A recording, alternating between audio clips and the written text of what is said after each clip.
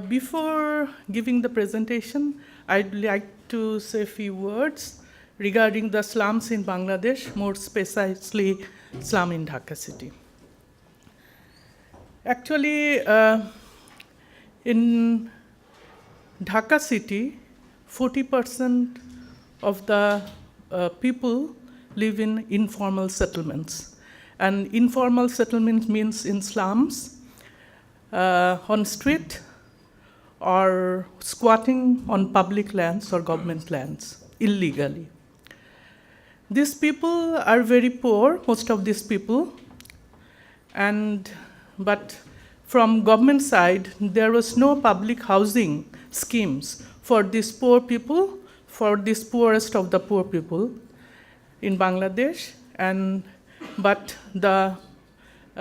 some illegal occupants, or in Bangla we call mastan, that means the local Muslim who provides housing to these very destitute people.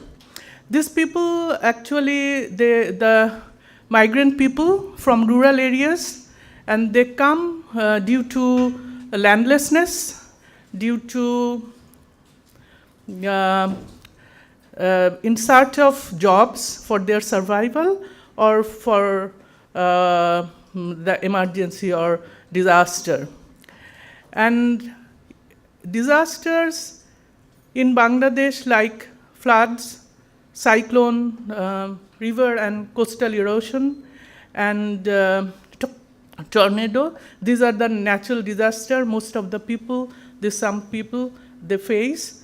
But in addition to that, there are other two man-made disasters or hazards these slum people, they frequently face. One is the slum eviction without any rehabilitation, and other is fire. This fire, they use sometimes the original landowners or the middleman as a means to evacuate these people, these squatter settlements or the people living in slums. Now, just the background, that there's a fire on December 4th, 2016 at Korail slum. And the Korail slum is known as the capital of slums in Bangladesh, considering the size as well as the power structure. And then, upon request from Urban Development Program of BRAC, we, a group of pro bono architects, planner, and engineer, we decided to support this Mastan people, the illegal occupant, for reconstruction activities. And due to this fire in Korail slum, there were 496 houses burned, owned by 86 house owners or Mastans. And after a week, on 11th December 2016, another fire gutted down 115 houses of Chaptola slums, which is very close to Korail slum, and about 29 house owners were affected, owned by these 115 houses.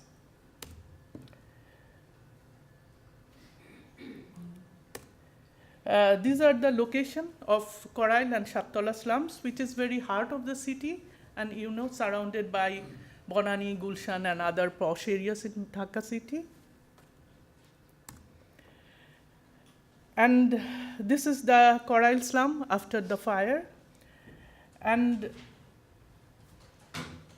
our aim was to support for the reconstruction of their houses with proper access roads, ventilation, and open space, whatever possible, with the principle of build back better, as well as to create a model for slum reconstruction in Bangladesh. Presently, we don't have any model. Our interventions in Korail slums are in-depth community consultations, then analyze the pre-fire conditions, and understand the post-fire needs for housing through community mapping, and develop some design considerations together with the community people, as well as the, whatever the standards we have, and negotiate with community people for implementation and develop the final design and model and share it with the slum people. This is the post-fire need assessment by BRAC. They actually immediately after the fire, they just did quick, rapid need assessments. And after that, we went there to discuss with all the affected people, the tenants, the house owners, the local government institutions, and the community leaders.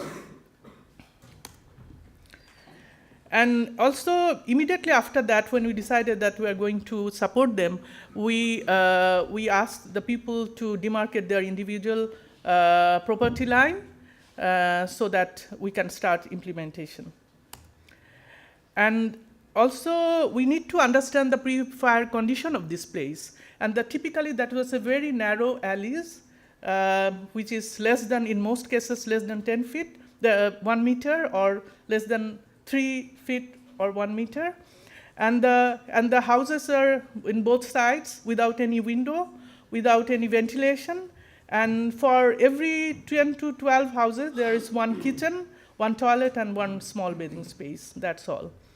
And also, we conducted social mapping to know for each of the house owners what number of houses, number of facilities, and their future plan, and how they, what will be the plan, which is whether it will be 1-storied or 2-storied, and what will be the structure of the houses and all that. And also, after that, we conducted, we actually appointed some specialized agency to do the in-depth survey map for these areas. And then we developed some design considerations. And actually, the people there, the house owners, they just mentioned clearly that the property boundary, the neighbors were residing adjacent to them, and the number of houses of the house owner should be the same as before. And minimum room size will be 8 feet by 8 feet. That means 2.5 meter by 2.5 meter. And the access road should be minimum 5 feet wide. Initially, based on our some guidelines, it was there that mentioned that it should be 8.5 meter minimum roadside, but there is no space. We have to come down for 5 feet wide.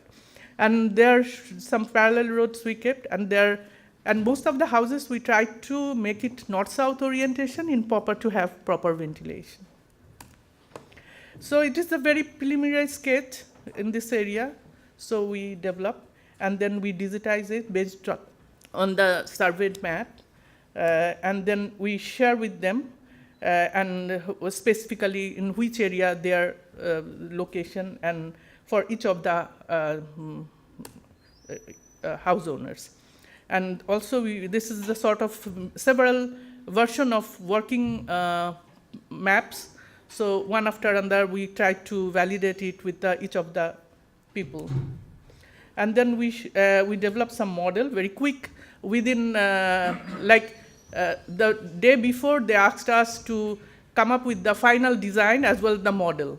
So we have to do it, and there is very quick and how we just, and then share with them, and they, in presence of the local government institution, that means the ward councillor in that area, so they agreed that they are going to do that.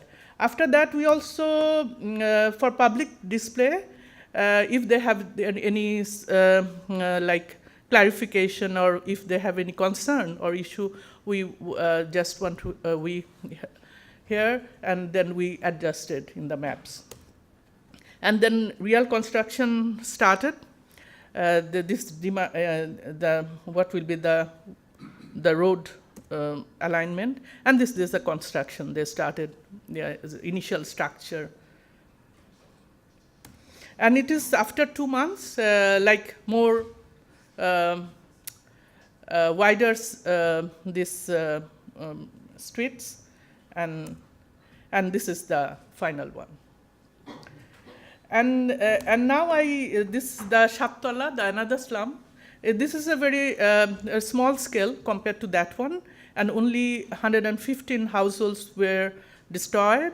So this is the Shattola slum. So we did the same thing, and then the Prefire Condition, we made the sketches that after this is sort of one block. It was affected by fire, and this is the same process we followed. And then since it is there, it's compared to smaller scale, as well as there is tremendous time pressure on us. They mentioned that give us the plan, otherwise we will start construction. Because the people that time it was December and the winter season in our country, and people were in a very bad situation. So what we did, we organized one day, full day design camp, house design camp. So a group of architects, senior, and also there are some volunteers from different universities in Bangladesh, private as well as the public universities. So we went there, and with the group of people, we spent, and what was the pre-fire condition, we identified, then we, together with them, how to just create some space in between in order to get proper ventilation. We couldn't do much, but we tried to do that. And there was the engineer also, at the end also, we estimated the cost.